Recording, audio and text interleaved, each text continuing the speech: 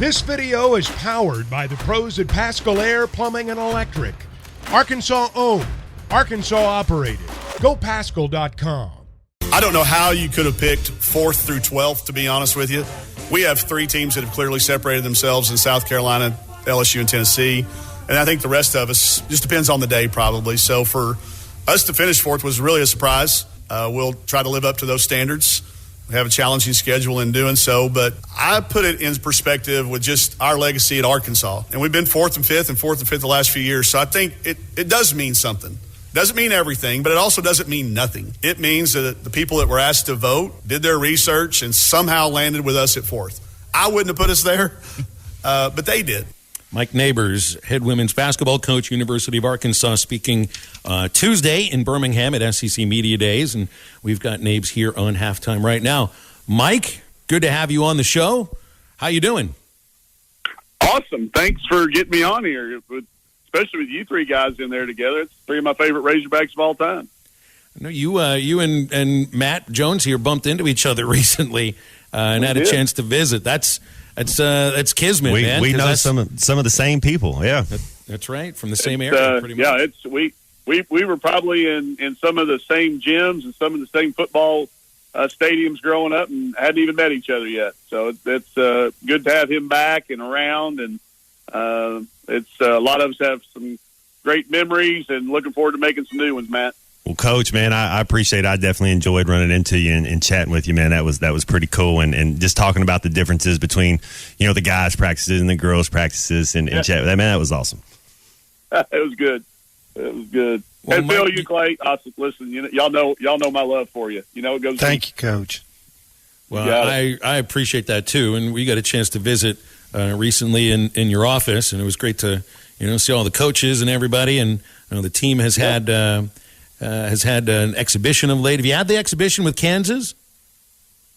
We have not. It's coming up. It's one of those closed door things right. You can't publicize, so it has not yet happened. But if we were to talk this time on Monday, it would have happened. So that's all I'm going to say. Well, you give an honest answer, when you're asked about the preseason poll. And, I think a lot of coaches will just kind of throw that off. It doesn't mean anything. What happens on the court means something. But, what I hear from you is people that, just like you said, they do their research. I would hope that if you are voting for anything, whatever it is, preseason, postseason, in the election coming up, whatever, if you're going to say this is what I think about something, that you do your research. And so maybe it does mean something that this collection of players that you put together for this year, they see that you guys might be pretty darn good. Yeah, and that's what I hope our players know, that they know that it doesn't mean that we get the 4th seed in the SEC tournament. That's not the way it works. There's a lot to be, but that shows there is an expectation of us. There is an opportunity for us. And the thing I was most proud of, and I didn't really get a chance to address it down there, and I didn't want to harp on it too badly, but they also picked 10 players for their all-conference preseason team, and we have 1 player on that. So to be picked 4th as a team means we got a good team. It means we're deep, we've got versatility. You're not just counting on 1 or 2 people maybe. So that was another thing I took out of that, a little nugget. These same people that did that research didn't come up, although I think Max should have been on there. I think Aaron deserves. I think he could have talked about Stan. I think he talked about a lot of our kids, but none of them made that top 10 list. So I think that's a sign that we've got a good team. And that means a lot to this group because they're very team-oriented. Well, I think a lot of these players would make top 10 in some of the other leagues. It's just the SEC is so darn difficult to crack. And again, it's preseason, so it's just kind of a picture of what people think before the real thing actually happens, and the season will speak for itself. You talked, and I love how you brought this up. I know you mentioned it on SEC Network. You mentioned it in the presser too. It's the size of the team, but I hadn't heard you ever compare. Yeah, we look a little bit more like the gymnastics team than we did the volleyball team, and now we look more like the volleyball team. And when it's I'll be looking up at just about everybody this year. At 5'9", I usually look, about eye level with a lot of the players. Now I'm looking up at everybody.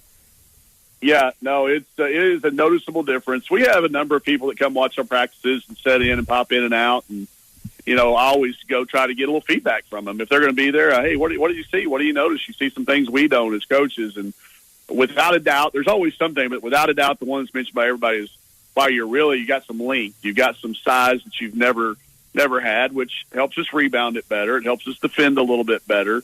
We're getting more offensive rebounds. We may get some easy stick backs. It's not been something that we've been able to pride ourselves on in build it to where we've got it. But I do think it's the important next step. It's what we've done's gotten us where we are.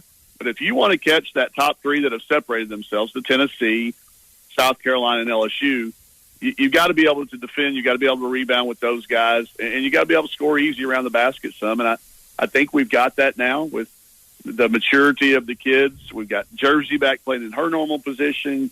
You add Marion, you add Saylor, you add Chrissy, who give us good size and good versatility. And then you bring back your speed and your decision makers in Sam and Mac, and then you got your effort kid, Riley Lingerman, out here doing what she always does. She had 5 rebounds in a row the other day against our men's practice team. 5 straight offensive. We missed 5 straight shots. She got the rebound every time. So I really like this group. They're a lot of fun. There's a cool vibe. It's very team oriented, and the length is there. It's noticeable. The other stuff, it kind of takes some time. I mentioned we're kind of like a fungus. We kind of grow on you a little bit and over time. So it's going to be a fun group. You're going to get a chance to see us a bunch, and I'm anxious to see if you feel that same way after you see us.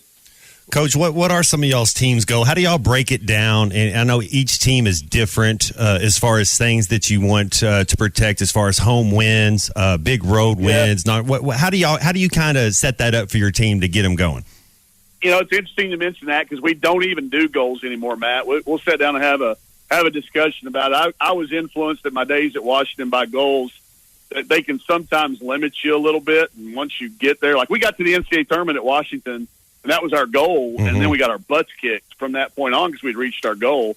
So I did some studies, and we go by standards. We've got about 28 areas, from how we act on the bus to how we act in the motel to how we act in the locker room and on the practice court and the weight room. And if we live to those behaviors, then we just let it see where it takes us a little bit. But to answer your question, I think, and this is what would sound like a goal, I think this group uses the NCAA tournament now as kind of that, that's, if we do all these things, we should be playing in the NCAA tournament when it comes March. And then let's just see how far we can go. Don't put a limit on round 1 or round 2 or whatever. Let's live up to these standards and see where it goes. And if we need to adjust our standards, we will. But I do think this team thinks about the NCAA tournament. The SEC is an unbelievable challenge, and I think to have a at or near 500 record, if you look over the 33-year history of our program here, it's only happened 4 times in 33 years to be 500, to be above 500. So, and they've done it twice. This group's done it twice in the last 3 years. So I think those 2 things jump out at me as maybe what you would count as a normal goal, a traditional goal, and then just really focus on those other standards and see how far they take us. I love it. Like it's a lifestyle, not a diet. I love the atmosphere. Yeah, I love it. Mike, I'm interested at the schedule that you put together here for this team. I think individually you have a lot of players who've already had to overcome some challenges in life, whether physical or, had to move around for a couple of reasons here and there. Like Chrissy, Riley's overcome a lot. Jersey played at a different position last year. Mariam had the knee injury and everything. And that's just a short list of the things that these players have overcome individually. The schedule that you guys have put together pre-SEC, and the league schedule stands for itself. But there are more road games, more games away from Bud Walton than there are at home this year. And so it's like this team will have to get tough. There's like no choice just because what's in front of them in the first couple of months. Couple things. One, after you beat UConn and Baylor a couple years in non-conference, it gets a little harder to get people to say yes to you. That's one factor. Not that you can't, but it gets harder. And then the other thing is this particular group would look at me and our staff in a negative light if we didn't challenge them. Like if we put together 15 wins out there and felt good going into the league and then ran into LSU in first SEC game, they know the difference. They want every game to have a challenge. So thus, hey, well, let's go to Pine Bluff. Let's go play Joe Foley on the court that just gets named after him. Let's play Arkansas State. Let's play Houston. Let's play those guys. Let's go to Tulsa. Let's go to Creighton, who's an Elite 18. Play Ohio State, possibly Oregon, South Florida. Go do these things so that we know. We don't have to wonder about it. And that means adversity. We're going to, never build a schedule thinking we're going to go undefeated. I just don't want to make sure we don't go unchallenged. And this schedule certainly does it. But if you know the difference I'll just use Mac as an example because she's been around.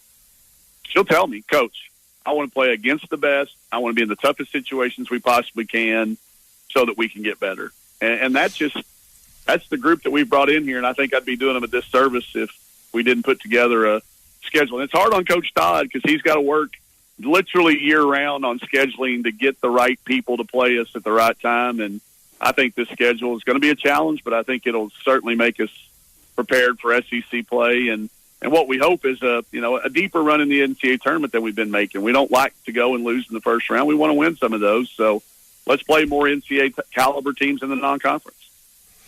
Coach, I think the SEC is getting remarkably easier. You got rid of Schaefer, and now you got rid of Blair. Oh, I'll miss those two guys, but we're going to get Vic back here in a couple of years, Clay. He's not going to be out for long. So, and you know as well as I do, you never really fully get rid of Blair. I talk to him more now than I do when he was coaching. So, it'll be great to have him at some games. But the league it's got a. We were just at SEC Media Days, and I was remarking that. I've only been here. This is to start my 6th year, and I'm already like the 5th most tenured coach in our league. There's been a lot of recent turnover, so a lot of new faces.